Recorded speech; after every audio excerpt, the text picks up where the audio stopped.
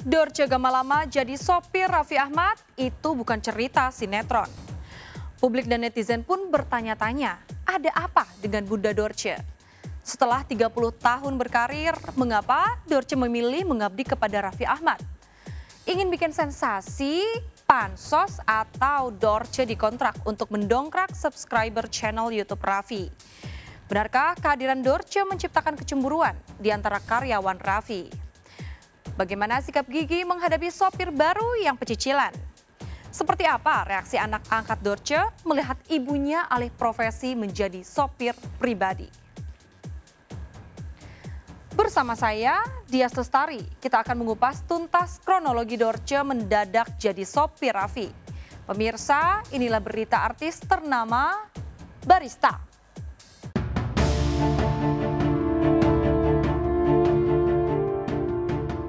Baru 2 hari jadi sopir pribadi, Dorce Gamalama sudah bikin Raffi Ahmad dan Nagita Slavina sang majikan auto cemas bin khawatir. Jumat petang lalu, usai menjalani tugasnya, Dorce merasa mual dan lemas lantas tepar di ranjang. Karena takut kondisi sopir barunya semakin buruk, Raffi segera memanggil dokter. Seperti inilah keadaan Dorce ketika dijenguk oleh Gigi di kamar mewah yang disediakan khusus untuknya. Lagi suntik. Ini temanku nih, sahabatku dokter, Bunda sakit nih. Bunda kenapa sih? Karena emang kan dari itu tuh Mual. Suntik obat lambung aja ya. kepala saya pusing. Iya, nanti kalau setelah dikasih obat lambung baru minum obat Tadi pusing gitu. pegangan serap. Aduh, sorry. Tadi Bunda muntah. Banyak banget. Muntah lagi. Kenapa tuh? Telat makan nggak sih tadi? Telat makan nggak? Gua nggak tahu sih. Kasian juga.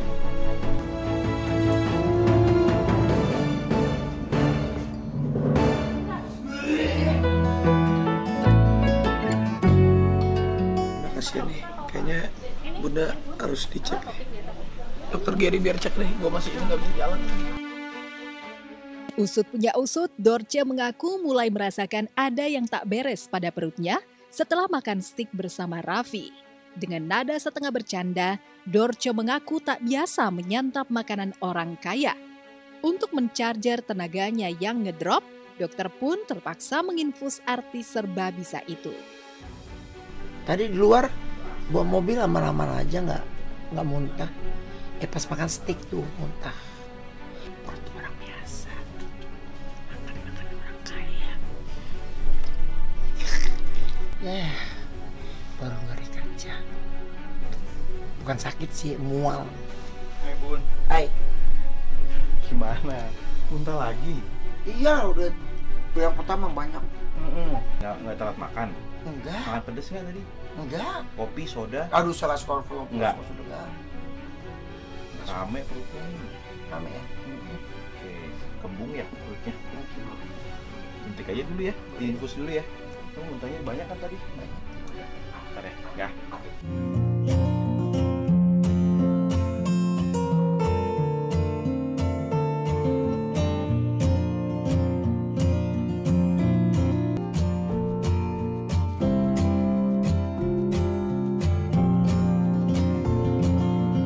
Sakit. Bunda sakit apa? Bunda di lambung ya? Gak tahu deh, tapi nggak pernah sih. Belum makan ada apa-apa dari pagi? Ada, udah. Enak. Kalau enak. Kenapa ya? Tahu. Sama lambung. Belum pernah sih. Belum pernah. Di vitamin dulu. Kasih obat lambung kan? Iya. Oh ya, silakan kasih obat lambung dulu. Bentar ya. Istirahat dulu Bunda. Lalu apa yang dilakukan Raffi ketika sopirnya yang tengah sakit merajuk ingin dijenguk Sule dan Andre Taulani? Sule tuh nggak percaya kesini. Bro, di mana bro? Di jalan ya? Iya, ada ke rumah ini ada Bunda Dorce, karunya lagi sakit. Katanya juga kemarin tuh mau ketemu sama Baim, kalau nggak mau ketemu sama Sule katanya. Kasihan nih karunya sakit. Ini lagi sakit tuh, lagi diinfus. Saya ini di jalan ini. Sok atuh kesini mampir lah, dari mana? Dari rumah Teh Dahlia nih dekat katanya. Dekat dari rumah Teh Isma, kesini aja tuh. Ya udah. Paling 5 menit. Ya paling 10 menit karunya sakit, katanya pengen ketemu Sule. Waalaikumsalam. Rafinya ada? Ada. Di mana? Oke. Assalamualaikum. Iya udah lama nggak ketemu, Mas. Iya. Saya lagi ini. Kenapa? Masalah jadi mam, jadi gimana sih? Lagi rapid test kalian. Supaya kita bisa mau nggak? Biar seger. Boleh. Nih dari rumah. Nih dokter nih. sakit Ngefans nggak? sama Kang Sule nih. Sakit nggak? Ini sahabat saya dokter nih. Siap. Ya. Mana kata sakit? Di kamar ini. Serius? Tuh. Mana? Masuk. Oh lagi tidur. Sehat dong, Bun. Si itu mana? Siapa? Andre. Andre di rumahnya. Tadi sih ketemu syuting, cuman ayo Andre kita ke sana ada Bunda di sono. Kedatangan Sule bak suntikan semangat bagi Dorce. Dalam beberapa jam tenaganya pulih kembali. Mual yang dirasakannya pun seolah hilang seketika.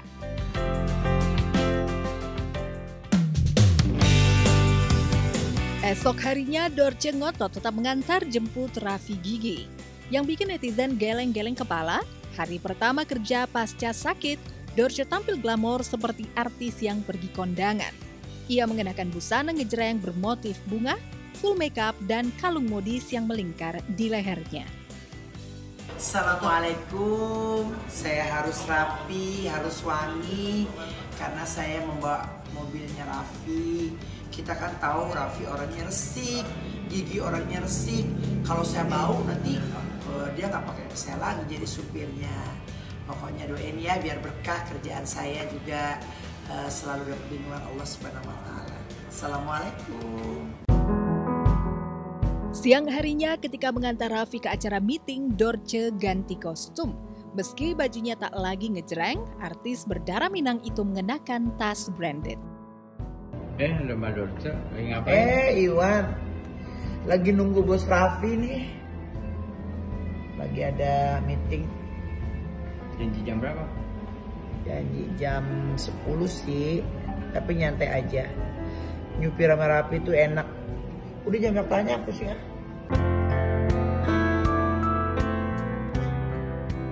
Meski sudah 4 hari menjadi sopir Raffi Gigi, banyak netizen yang tak percaya dengan alasan Dorce alih profesi. Sebelumnya Dorce mengaku mendapat wangsit melalui mimpi agar dirinya mengabdikan diri kepada Raffi sebagai sopir pribadi.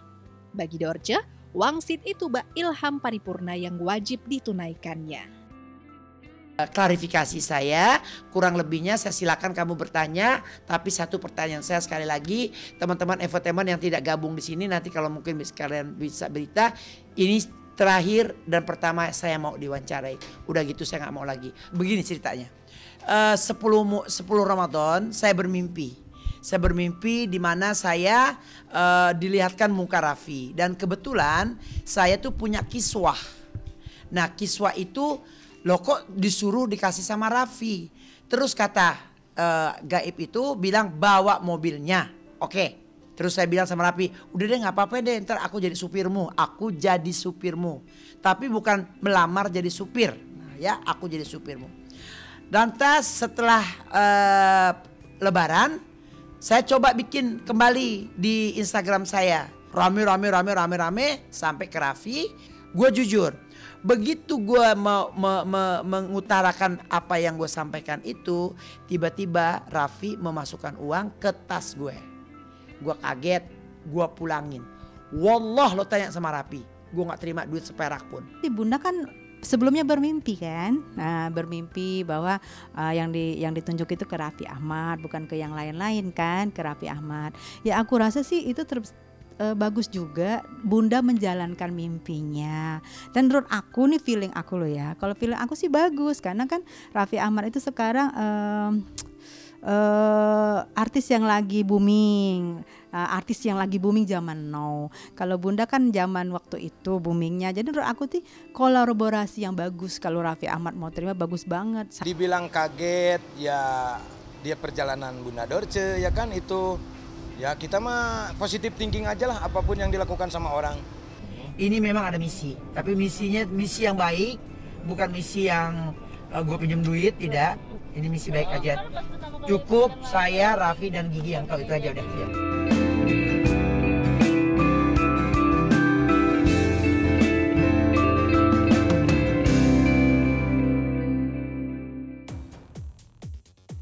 Ya, ada alasan yang tak bisa Dorce ungkap ke hadapan publik terkait perjanjian kerjanya dengan Raffi dan Gigi.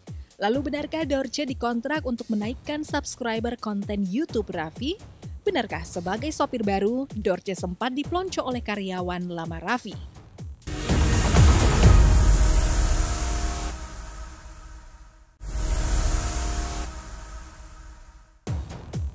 Jauh sebelum Raffi Ahmad menjadi host Papan Atas, Dorce Gamalama sudah kesohor sebagai artis serba bisa. Bahkan nama Dorce dijadikan brand sebuah acara talk show yang amat populer di awal tahun 2000-an. Setelah digadang-gadang sebagai Oprah Winfrey Indonesia, mengapa Dorce ingin vakum dari industri hiburan? Benarkah Dorce masih kecewa dengan seorang artis yang dianggap menelikung karirnya dari belakang?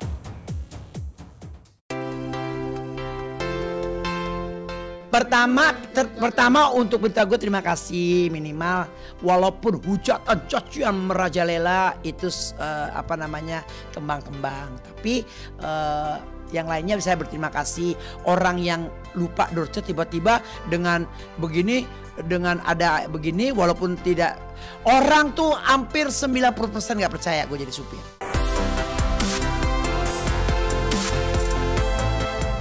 Dorce Gamalama mendadak jadi sopir, tapi bukan sopir biasa. Ia adalah sopir pribadi Raffi Ahmad, host termahal di Indonesia. Dorce sendiri di masa jayanya punya catatan karir yang tak kalah cemerlang dari Raffi. Lalu bagaimana bila dua pesohor itu berada dalam satu mobil sebagai sopir dan majikan? Apa yang mereka perbincangkan? Rumah tangga yang baik itu adalah rumah tangga yang saling mengerti. Itu tadi, kalian tidak perlu, makanya kalau tidur jangan pantat-pantatan, nggak boleh. Kan kita di tengah-tengahnya Rafathar. Iya, dan Rafathar sebentar lagi harus pisah kamar, nggak boleh ini. Ya paling juga tahun depan kali. Iya, sekarang. Pokoknya kalau udah di tempat tidur jangan cerita yang mantan ini itu, jangan. Apalagi pekerjaan jangan. Yang happy aja. Kita ajak udah umroh yuk. Iya gitu. Begitu. Tapi bayar sendiri iya nggak apa-apa. Udah kapan terakhir umroh ke Mekah? Kemarin. Kemarin sebelum corona. Oh sama Bar, tak bulan apa? Apa nih? Iya. Aku di Madinah, kamu di Mekah. Oh selisipan. Oh, gitu, selisipan. Ya kami dari luar negeri kan? Iya. Pokoknya aku di Madinah, kamu di Mekah. Gimana Bunda sosok Raffi Gigi sebagai Kalau tanya gue jawab. Raffi itu adalah seorang manusia pekerja keras. Ya. Itu mungkin Raffi itu untuk sekarang 7 turunan gak habis hartanya. Cuman dia tuh profesional dan pekerja keras. Itu gue suka. Gue berharap dan berdoa sama Allah mudah-mudahan dia menjadi suami istri sampai kakek-kakek dan nenek-nenek. Dan mereka tuh rumah tangga yang aku naik ke lantai atas, itu ada ibunya, ada siapa. Itu udah kayak kapal pecah di atas tuh, semua barang ada. Dan Raffi bukan orangnya resik begitu. Barangnya di atas, cuman gue paling pantang masuk kamar orang, itu aja. Gue nggak suka masuk kamar orang. Walaupun disuruh, gue nggak mau, karena itu adalah privacy. Raffi Gigi sosoknya seperti itu. Gue kemarin dimasakin telur sama Gigi, dimasakin omelet, itu anak bisa masak. Tapi si Gigi itu emang tipe orang yang gak banyak ngomong juga. Jadi dia kalau nggak ngomong tangannya di handphone aja. Begitu juga mereka juga. Kadang-kadang si Gigi pulang duluan, terus aku 3 hari ikut dia tuh udah ngerti. Jadi memang mereka tuh orang, bayangin aja ya. Si Raffi tuh pulang jam 8, jam 9. Sampai di rumah tuh nggak langsung molor. Ada aja. Kan di belakang ada studio tuh. Ada teman-teman yang ya kayak kalian begini. Nah itu aku baru tahu tuh kalau dia punya. Oh bukan, dia punya acara apa tuh bagi-bagi handphone, bagi-bagi apa gitu loh. Nah itu ada studionya dia di situ belakang. Karena berasal dari dunia yang sama, dunia hiburan yang penuh sensasi dan syarat persaingan, pembicaraan Raffi dan Dorce selalu nyambung. Dengan cepat, Dorce merebut hati keluarga majikannya. Tapi benarkah perlakuan khusus Raffi Gigi kepada Dorce memancing kecemburuan karyawan lainnya? Benarkah saat pindah ke rumah Raffi, Dorce sempat dipelonco oleh karyawan senior? Saya mau ambil koper dulu. Setelah seharian jalan sama bos, dan mudah-mudahan saya betah di sini. Karena biasanya saya nggak kurang betah sih di rumah orang.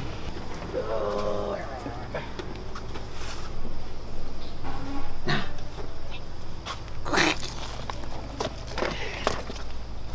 pengen tidur di rumah orang kaya.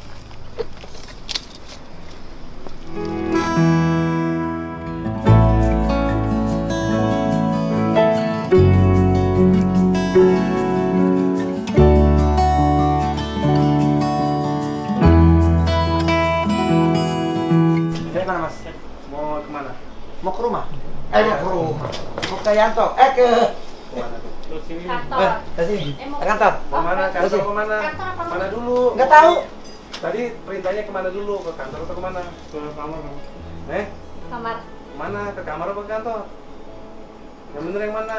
Harus jelas dulu. Iya, perintahnya benar. kemana ya kan? Tunggu sini aja. Biar tidak miskomunikasi. Iya, Kak. Coba telepon bosnya aja, betul. Nah kesini tuh Saya mau sebagai apa? Bunda ini mau sebagai supir atau sebagai asisten? Supir. Supir, oh sebagai supir. Berarti kalau supir tidurnya di sini, beres. Oh iya, nggak apa-apa. Iya. Nggak apa kan? Udah sempet digodain sama supir Raffi yang lain nggak? Enggak. Enggak. Ada namanya Iwan. Iwan tuh baik banget. Dia menghormati gue. Sampai kadang-kadang gue bawa mobil, Iwan di belakang. Karena dia ya jaga aja. Tapi baik. Hingga kini Dorce tak bisa memastikan sampai kapan dirinya akan menjadi sopir Raffi. Yang pasti sampai hari ini ia merasa betah bekerja dan tinggal di rumah Sultan Andara.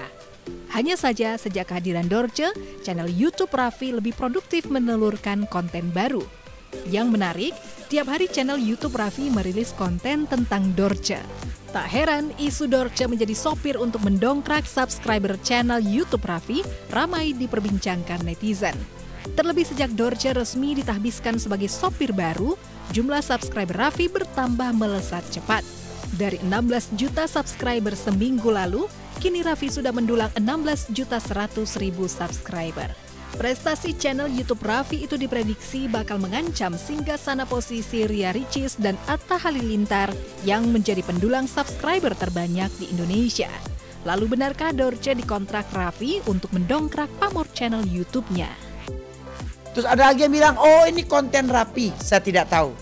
Kalau itu konten Raffi saya tidak ngerti. Karena Raffi memang minta izin sama saya, Bun kameraku ngambil ya. Ya nggak apa-apa. Memang diambil sama kameranya dia, tapi saya nggak masalah, saya nggak mikir kalau Raffi itu punya konten. Jujur, saya nggak suka nonton ini orang yang nggak penting. Tapi ada orang bilang kalau gue kontennya Raffi, ya aku nggak tahu. Demi Allah, gue tidak ada hitam di atas putih sama Raffi. Dan berapa sih sekarang yang nonton punya Raffi, berapa orang sih? Kalau banyak gue minta duit sama Raffi nih. Iya dong, gue traktir lo ntar. Bener. Iya makanya berapa gue minta nih, Vi. Gue minta sama Raffi, ntar gue tanya, Vi gue minta duit ya, ternyata lo konten gue lo, gitu. Tapi yang pertama itu betul, tidak konten. Tapi kalau yang akhirnya Raffi membuat konten, ya biarin aja lah. Kalau Raffi baik sama gue dikasih jajan, gue malah kemarin minta kamera. Kalau memang betul bakal Dorce tup. Soal isu Dorce jadi sopir settingan demi mendongkrak channel YouTube Raffi ditepis oleh sahabat-sahabat Dorce. Komedian Sule dan pedangdut Tessa Mariska percaya Dorce punya misi mulia sebelum memutuskan menjadi sopir Raffi. Jiwanya dia tuh, jiwa Uni Rancak itu pemberani, kalau menurut aku pemberani banget. Dan Bunda itu menurut aku sih dia berkiblat dengan mimpinya, dia nekat aja dia. Ya kayak kita aja dapat wangsit, kita nekat aja namanya ditujuki dari mimpi ya. Berarti menurut aku Bunda bagus banget tuh dapat mimpi itu. Aku pikir wah keren itu. Ya udah Bunda nekat lah ngomong aja kan. Ya sekarang Bunda Dorce kalau ngomong apa aja masa Raffi nolak. Atau Bunda track recordnya tidak pernah maaf ya, tidak pernah nyolong, tidak pernah yang jelek-jelek gitu. Jadi disambut sama Raffi Ahmad, aku bilang keren, kenekatan Bunda keren banget. Nekat yang bagus, yang positif. Hati kecil kita ada dua, ada yang baik, ada yang buruk. Kalau yang buruk, nggak percaya, ngapain lu percaya? Jangan-jangan itu mau pansos. Tapi terus ditangkis lagi dengan hati baikku. Oh iya, Bunda ini kan memang orangnya baik ya, orangnya agama juga baik ya, mungkin bener gitu hati baikku gitu. Hati kecilku aja yang bilang pansos, tapi hati baikku bilang enggak. Tapi kalau kamu bilang ini gimmick, settingan atau enggak, nonton di Sule Channel. Ini jangan dipotong ya, nonton di Sule Channel. Tak hanya dipercaya mengemudikan mobil operasional kerja Raffi, Dorce juga diperbolehkan menyetir mobil sport Raffi yang berharga miliaran. Lalu benarkah Dorce berani ngebut di jalan bebas hambatan? Ya udah nggak apa-apa, malah si Gigi mau kasih kunci pertama itu Rolls Royce loh, bukan mobil apa? Bukan mobil Alphard. Mobil Alphard itu punya Gigi. Kalau Raffi lain lagi. Terus Rafathar mobilnya lain lagi, pembantunya lain lagi, kamarnya lain lagi, ibunya lain lagi. Tuh, saya tahu aja loh si Raffi itu kayak raya loh. Enggak, kan artis zamannya tuh kita. Enggak malu sama artis angkatan. Ngapain malu? Nggak nyolong. Kan ini kan misinya bukan gue mau kerja, misinya menyampaikan apa mimpi gue. Gue bilang sama anak gue, Rizky, Fatima, Ija, kamu malu mama?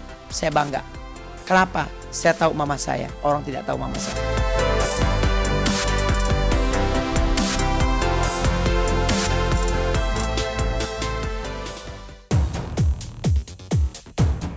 Sempat digadang-gadang sebagai Oprah Winfrey Indonesia, Dorce seolah menepi dari dunia yang membesarkan namanya. Lalu benarkah gaji sebagai sopir Raffi cukup untuk menopang hidup dan mengcover dana operasional sejumlah yayasan yang didirikan Dorce?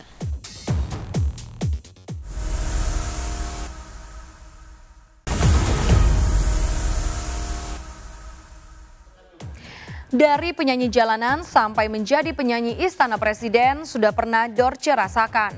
Tapi mungkin bukan performa Dorce yang menurun, melainkan karena rotasi bintang yang tak bisa dihentikan. Jika masa keemasan seorang diva ada masanya, Dorce pun demikian. Lantas bagaimana nasib sekolah gratis yang didirikan Dorce? Mungkinkah gaji sebagai sopir Raffi Ahmad cukup untuk menopang biaya hidup orang-orang yang bergantung padanya? Sebelum menyaksikan Fakta Pamungkas, izinkanlah saya, Dias Lestari, pamit undur diri dari hadapan Anda. Saksikan terus berita artis ternama Barista setiap hari Sabtu dan juga Minggu hanya di RCTI.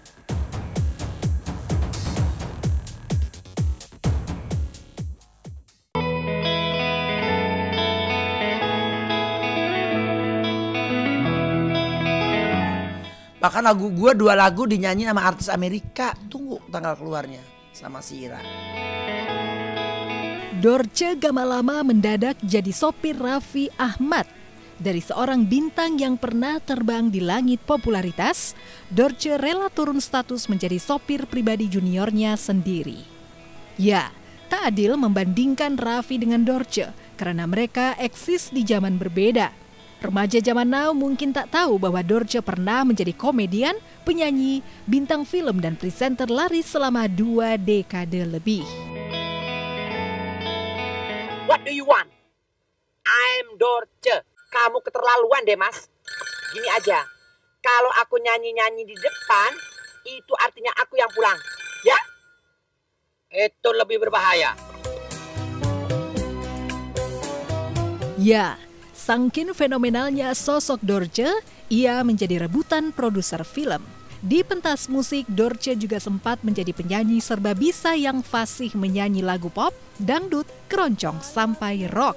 Tak heran di era 90-an, Dorce langganan tampil di istana untuk menghibur presiden dan tamu negara. Itulah suara hati. Saya menyanyi untuk Bapak. Tengari bolong. Dua. Saya nggak minta apa-apa, Pak. Yang penting Bapak sehat. Sampaikan sama Ibu, nggak usah cemburu sama saya. Ibu hadir malam hari ini? Tidak, alhamdulillah.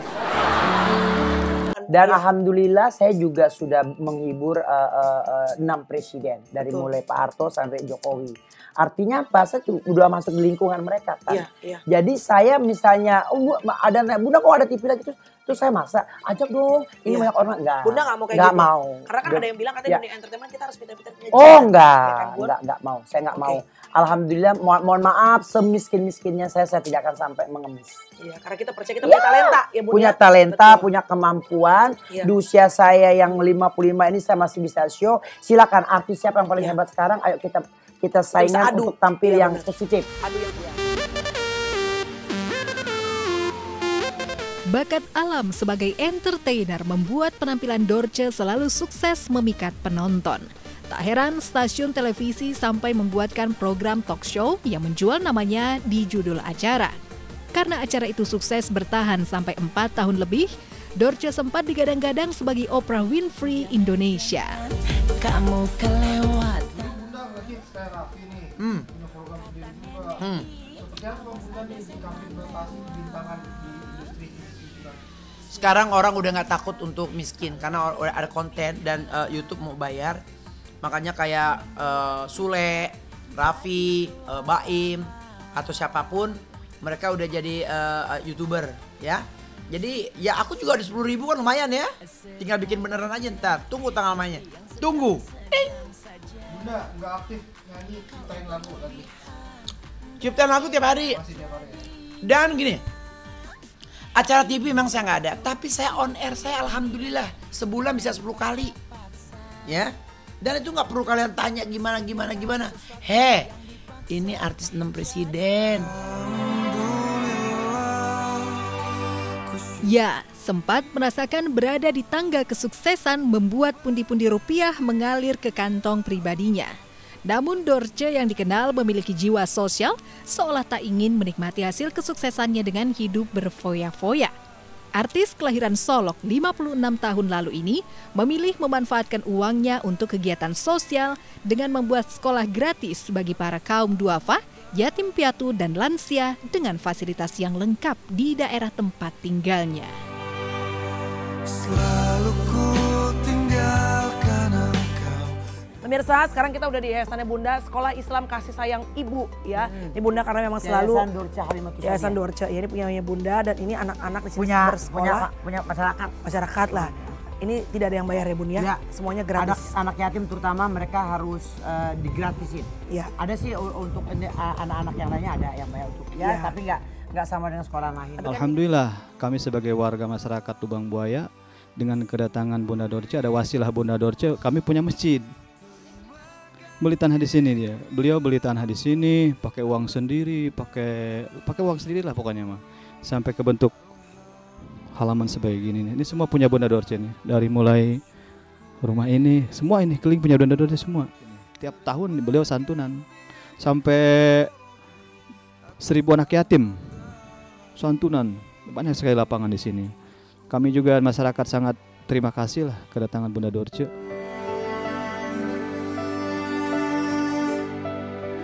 Sayang, kabarnya sekolah yang sempat didirikan Dorce dari hasil jeripayahnya itu kini sudah tidak berfungsi lagi.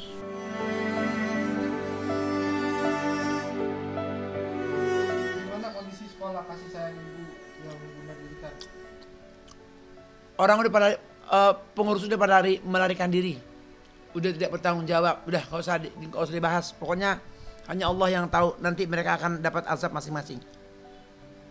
Pendidikan masih gratis. Pendidikan gratis, bahkan nama yayasan pun mereka sempat ganti tanpa izin saya. Berapa jumlah muridnya sekarang, Bu? Nggak ada, udah pada kabur. Itu diganti, terus gimana kelanjutannya? Nanti saya akan selesaikan nanti. Saya dari tahun 2011, jadi udah 19 tahun. 19 tahun, hampir 20 tahun sama beliau. Orangnya dia terbuka orangnya terbuka, supel gitu. Yang penting kita jujur aja sama beliau. Kalau misalkan kata dia A, ya B, ya B gitu. Yang penting saya terbuka lah di masjid. Tak lagi berfungsinya sekolah gratis Dorce seakan menguatkan isu jika Dorce memang tengah mengalami kebangkrutan hingga membuatnya beralih menjadi sopir Raffi. Hal ini semakin diperkuat dengan keinginan Dorce menjual rumah gadangnya seharga 2 miliar.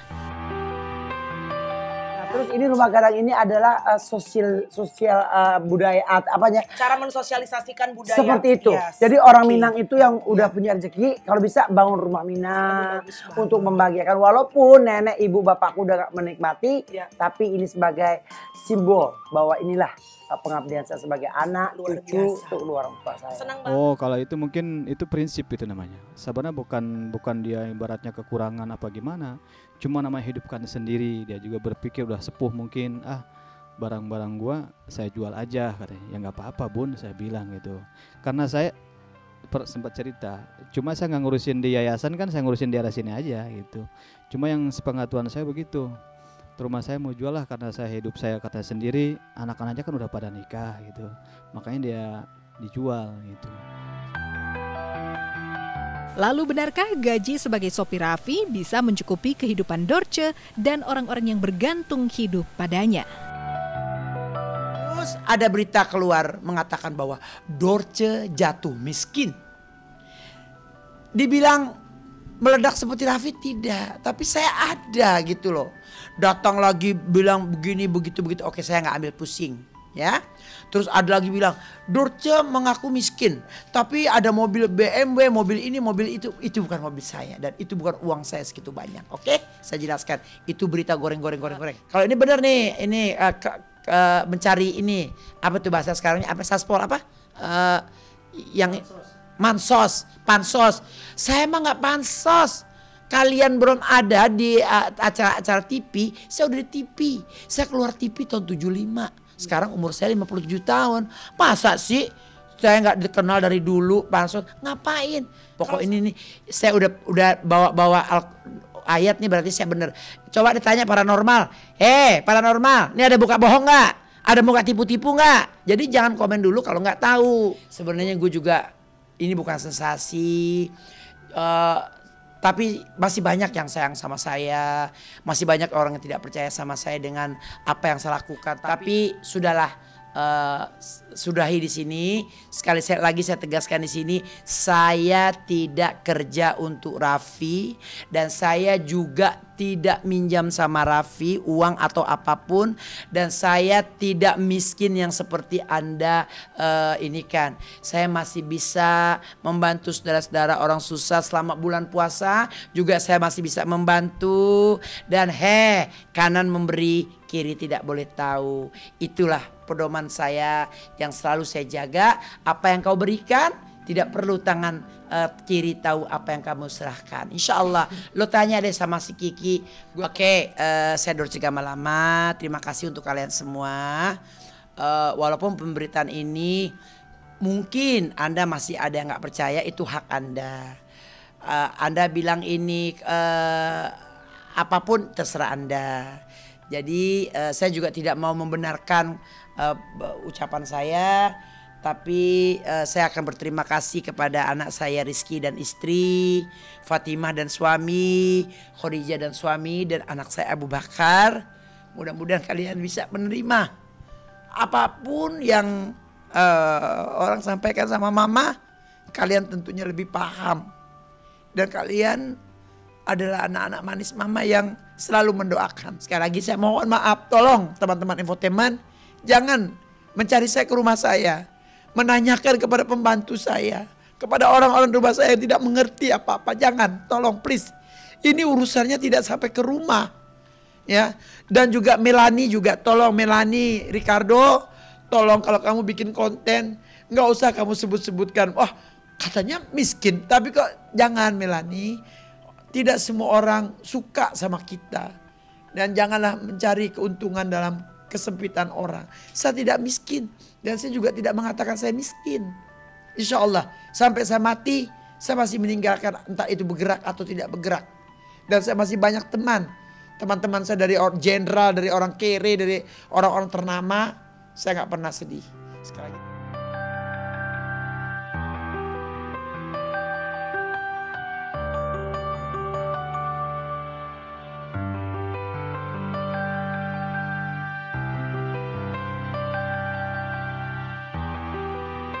Tiga